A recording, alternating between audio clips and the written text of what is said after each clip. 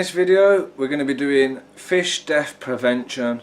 There's going to be loads of different bases to cover, all going to be nice and simple, and I'm going to make it as short and sweet as possible because I sure as hell don't want to bore you or bore myself. Unfortunately, I have to keep watching the footage over and over and over again when I'm editing, so if I'm going to bore myself, I know I'm definitely going to bore you. Right, so I'm happy to say I mentioned in previous video that I was going to do a fish death prevention video. Now, I asked for some comments, feedback, especially on my Facebook groups, and I've asked for any details, stories, things like that, or ideas that I could put into this video, and I had a pretty good turnout. Now, a lot of these will probably be from my experience, a few of these will be from other people's. We had one person that said that her crayfish lost a claw because it became stuck in a coconut fibre plant ornament or tube. So how that one would happen, I have no idea. It could be that there was loose fibres on the coconut, it's got stuck, it wasn't noticed, you never know. We've had people that have had a filter or a heater that has blown up in the tank. It's possibly caused a shortage and electrocuted and killed their fish. I've never known that to happen, but again, this is another story that somebody else has told me. Heaters not turned off during water changes. Now that's an important one. With the heaters, you've got to make sure that they're turned off before you start emptying the water, because they will start sizzling, smoking, and they could even explode. You've got to be careful when clipping them on and in a tank, because if you pop it the wrong way and it whacks against the tank glass, it will shatter. I've had that happen once before. I put the top in, and then as I've gone to push the bottom in, it's whacked against the glass, broke the bottom of the heater. Then you've got to remove that safely. Thankfully it wasn't plugged in when I was putting it into the tank. But then you've also got to make sure you get all the glass out so that you don't cut any fish or injure any fish. Another one said, I had a danio got caught in a plastic plant and I have no idea how. I've had this plant since the start of my tank and never had an issue, but he was stuck in the root part, obviously had floated along and just couldn't swim out. So again, tight objects on the plant, some fish are just stupid. They'll go in, they'll get stuck and they can't figure out how to get out.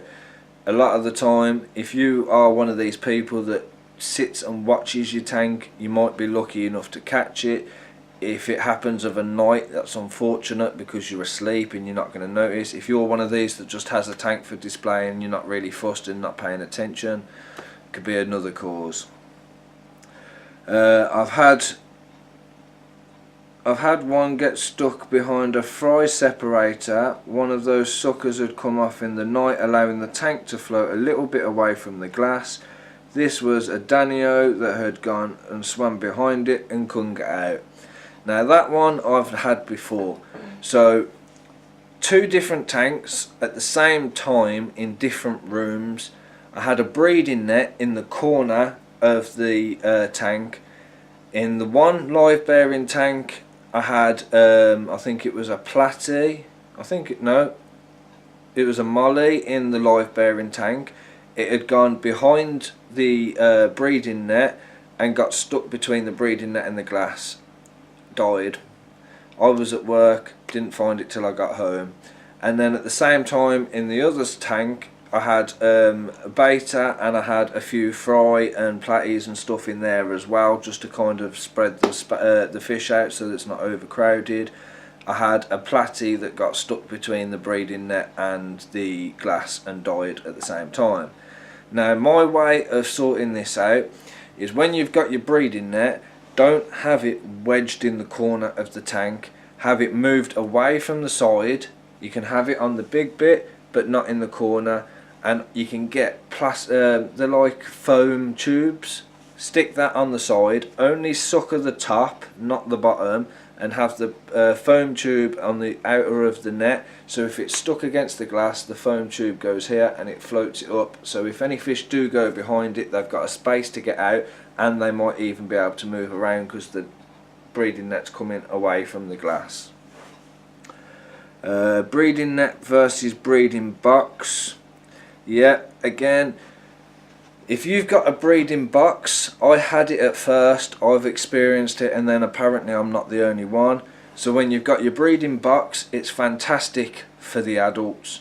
Now the reason you'd use it is to keep the fry away from the adults so that they don't get eaten. But the only flaw is the fry come out that small that the adult will stay in there, but when the fry drop through, on the sides where the water comes in, they can still get out. Not very practical. Don't see the point in them. That's why I've always gone for the breeding nets since I experienced that. Now the breeding nets they can't escape from unless the breeding net has come lower than the water level. In obvious case they will swim over the top or they can jump over, so always have it about ½ an inch higher than the water level just so that that doesn't happen. Dangers of cheap or foreign objects or ornaments bought online from China or anywhere else. Sharp edges, holes and things that they can get stuck in, plant pots and bogwood, etc. Toxic paints or non-fish safe materials. Now a lot of people like to decorate their tank in themes and put in toys and stuff in there. If it's safe for the kids, then it should be safe for the fish. That's what I've always been told and I've believed. But if you've got things where the paint's going to wear off, or you've got bristle nose which will suck away at things, that's not the best idea, because they will suck all the paint off and it can be toxic and possibly kill them or contaminate the tank, etc.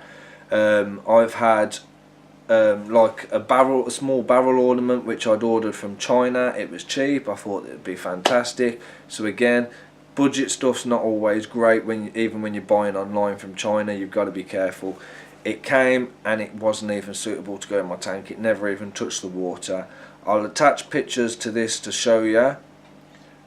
As you'll see, you've got the sharp edges, you've got the rough cornered holes. It looks incomplete, it looks cheap, it looks tacky. It is dangerous. I wouldn't even let my kids touch it, let alone put it in a fish tank where they can cut themselves.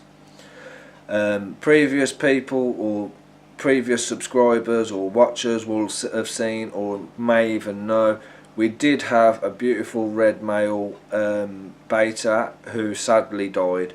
He was in, I think it was this tank or one of my other tanks before I upgraded, and a lot of people, they say, because I did have cribs in there as well, and people say that this fish can't get on with that fish and blah blah blah.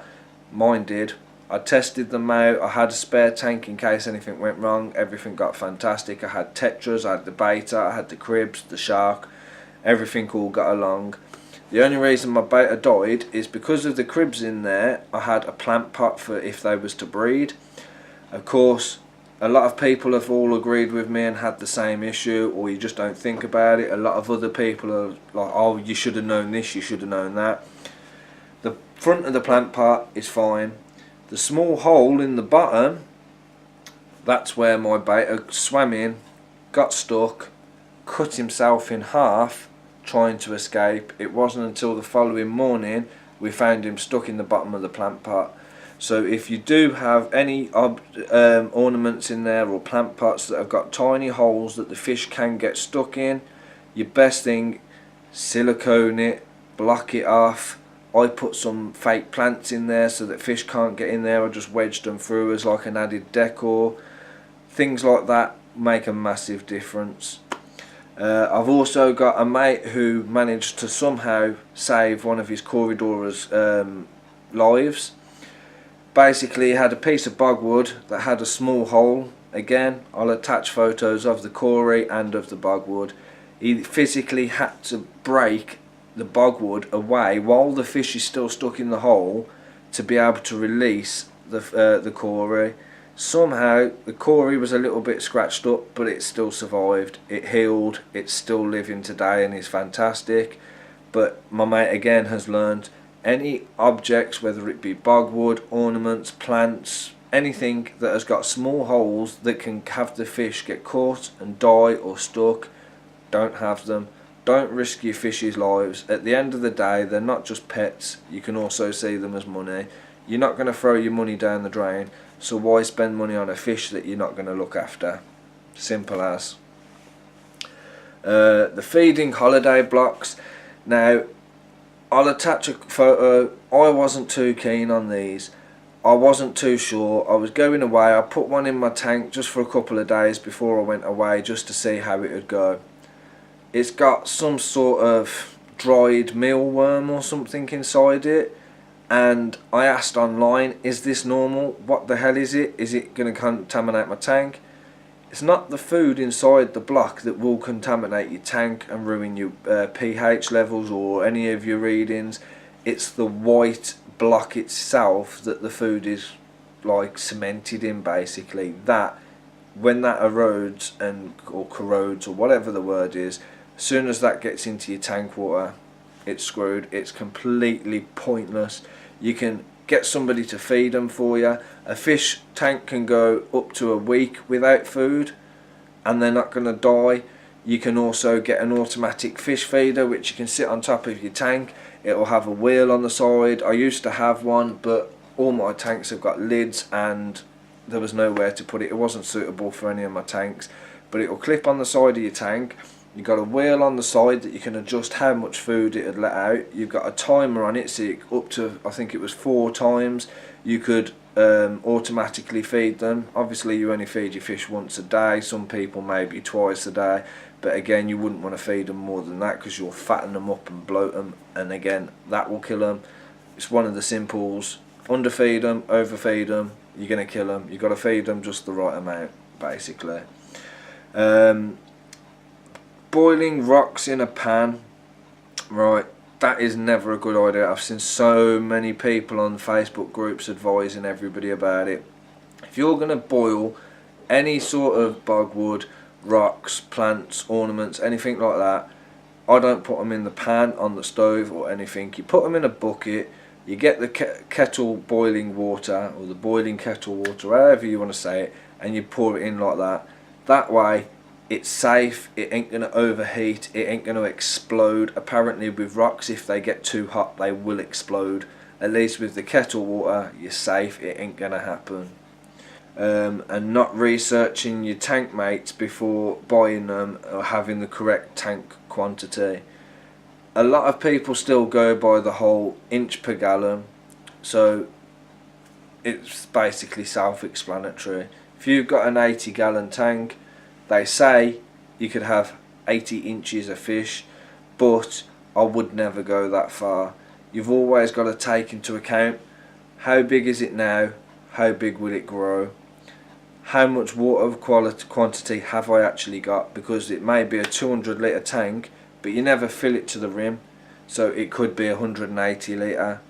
Plus you've got your gravel or your sand, you've got your ornaments, you've got your filters, your pumps, everything. So as soon as that goes in, makes less water. So just be logical and think what you're going to put in your tank, how big will it grow, how many can I have.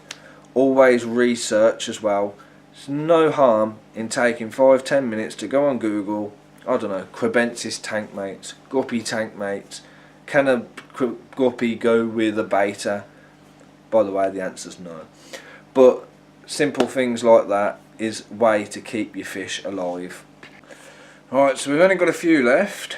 Few other quick factors. Obviously, stress is the #1 killer of any fish. So moving them around too much, too many water changes, too many changes on the display, like moving ornaments and plants and everything else around, putting lights on for too long, not acclimating them properly, not dechlorinating your water, not putting warm water in, putting straight cold.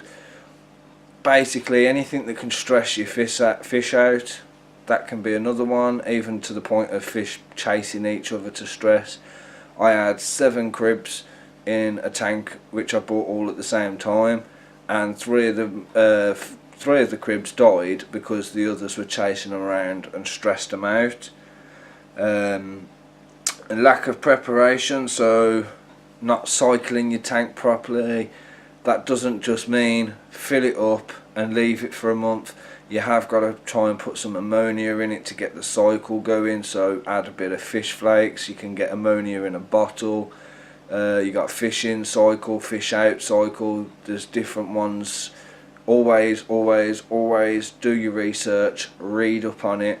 I'll add a photo which I find quite funny and educational on the cycle. See what you think, but always try and make sure you've got your tank cycled first. Otherwise, again, you're just wasting money on fish that are going to die. Not having the right tank size, again, that's what I said before about inch per gallon. If you've got a small tank and lots of fish, it's going to stress them out. They're going to kill each other. They ain't going to have room. So put in 6 neons and a beta or a load of plex or something that's going to grow too big, all in, say, a 20 litre tank. Ain't going to happen. If you're new to fish and you want to start getting a tank, look again on Facebook Marketplace or Spock. Get a decent sized tank. I'd say a minimum of 100 litres as a good starting tank. Anything smaller than that is practically only good for a beta or a very small school. Bad tank management, performing water changes, clean the gravel, manage the algae if you want your fish to thrive. Yes, they might survive, but you want them to thrive. So they say that a beta can survive in cold water. So can we, but it doesn't mean we're going to be happy. Yeah, we all make dumb moves. We all learn. There's people that have been doing this hobby for years, and even them are making mistakes. There is dumbass moves that we're going to make. The fish can be as stupid as we can, but it's all about learning from them mistakes, learning from other people's mistakes. Make sure that you do it the right way. And sometimes there is issues that are beyond any fish keeper's control, so it's just learning how to deal with them.